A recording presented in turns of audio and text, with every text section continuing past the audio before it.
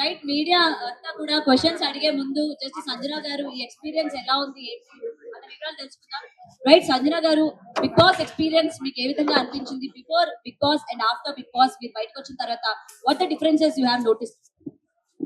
Before Bigg Boss అందరికీ చాలా ధన్యవాదం ఇక్కడ దాకా వచ్చినందుకు. నా గొంతు బాలేదు, నాకు క్షమించండి. కానీ ఇక్కడ ఆల్రెడీ ప్రెస్ మీట్ పెట్టేశారు కాబట్టి ఖచ్చితంగా రావాలనేసి వచ్చేసాను. చాలా ఆనందంగా ఉంది తెలుగు మీడియాకి బిగ్ బాస్ సక్సెస్ అయిన తర్వాత వచ్చేసి ఇవాళ కలుస్తున్నాననేసి. నాకు ఎంత ఆనందంగా ఉందనేసి నేను మాటలో చెప్పలేను. నిజంగా ప్రతి ఒక్కరు నా కోసం ఇక్కడ దాకా మీ ప్రెషియస్ టైం తీసుకొని వచ్చినందుకు ప్రతి ఒక్కరికి ధన్యవాదాలు ధన్యవాదాలు ధన్యవాదాలు.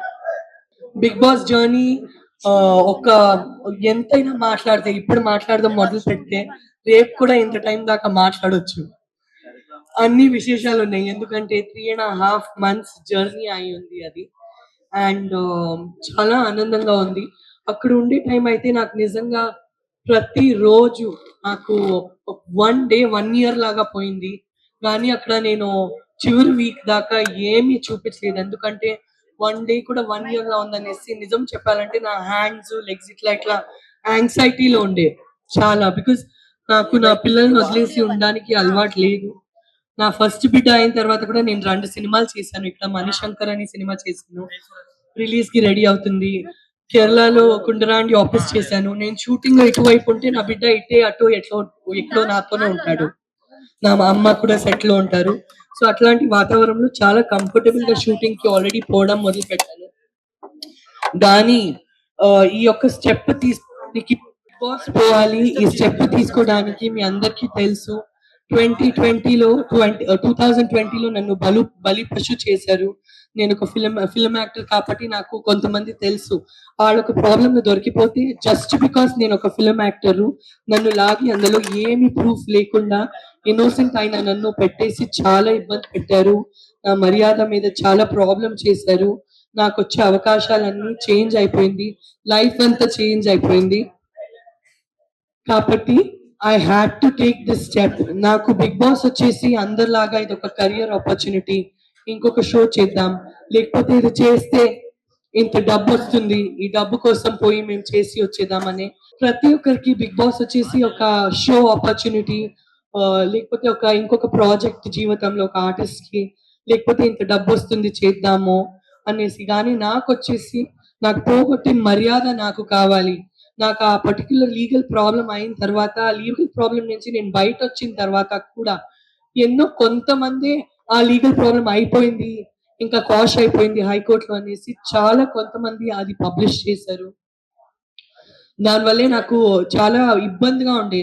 ఎన్నో సంవత్సరాలు అంటే 2020 నుంచి 2025 ఎన్నో రోజులు నేను ఒంటరిగా పిల్లో మీద ఏడ్చి నిద్రపోయాను.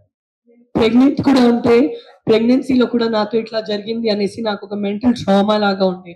కానీ నాకు ఊడిపోయే ఒక స్పిరిట్ నా లైఫ్ లో లేదు. బికాస్ నేను ఒక సెల్ఫ్ మేడ్ పర్సన్ ని. నేను ఫిల్మ్ ఇండస్ట్రీలో అయినా 55 ఫిల్మ్స్ చేశాను. కన్నడలో, తమిళ్లో, మలయాళంలో, తెలుగులో. కానీ నేను ఓడిపోయే మంచి కాదు. నేను ప్రతి ఒక్క ఛాలెంజ్ లైఫ్ లో స్వీకరిస్తాను. దీన్ని కూడా పాజిటివ్ గా మార్చాలి. ఎందుకంటే చేయలేని తప్పుకి ఏమి సాక్షి లేకుండా ఇది చేసింది ఇది చేసింది అనేసి ఎన్నో రాంగ్ థింగ్స్ పబ్లిష్ చేశారు. దీని నుంచి నేను బయటకు పడాలి. నా హస్బెండ్ కి నేను భార్య అనేసి చాలా ప్రౌడ్ ఫీల్ అవ్వాలి.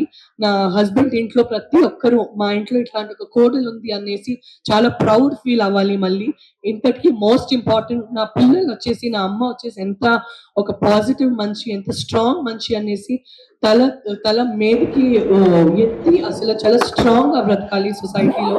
దీనికోసం నేను ఏదైనా ఒక ఎదురు చూస్తున్న ఆపర్చునిటీ. కానీ ఏదైనా ఒక ప్రాబ్లం నడిస్తే ఒక ఆర్టిస్ట్ కి అందరూ రెండు అడుగులు వెనక్కిపోతారు తప్ప 2 అడుగులు ముందు వచ్చేసి రామా నీ చేయి పట్టుకొని నేను నీకు సపోర్ట్ చేస్తాను అనేసి సొసైటీలో ఎవరు రారు. అట్లాంటి టైంలో నాకు బిగ్ బాస్ వస్తే నాకు నా పిల్లల కోసం, నా ఫ్యామిలీ కోసం, నా సెల్ఫ్ రెస్పెక్ట్ కోసం నా చుట్టూ ఉండే నమ్మి బ్రతుకుతున్న నా చుట్టాల కోసం నేను నిలబడేసి నేను చూపించాలి నేను ఏంటో అనేసి జీవితంలో నిలబడి మళ్ళీ చూపించాలి. పడిపోవడానికి మా అందరిలో ప్రతి ఒక్కరు పడిపోతాము. అంటే ఎవరో ఇంట్లో తండ్రి డెత్ అవుతారు, అమ్మ డెత్ అవుతారు, వైఫ్ డెత్ అవుతారు, కెరియర్ లో డ్రాప్ అవుతాము, బిజినెస్ నాశనం అయిపోతుంది, ఏదో రాంగ్ స్టెప్ నడుస్తుంది, ఎక్కడో ఇరికిపోతాము తెలియకుండా. కానీ పడిపోయిన తర్వాత ఏ మనిషి మళ్ళీ జీవితంలో నిలబడి ముందుకు వస్తారో నేను ఆ మనిషి అవ్వాలి.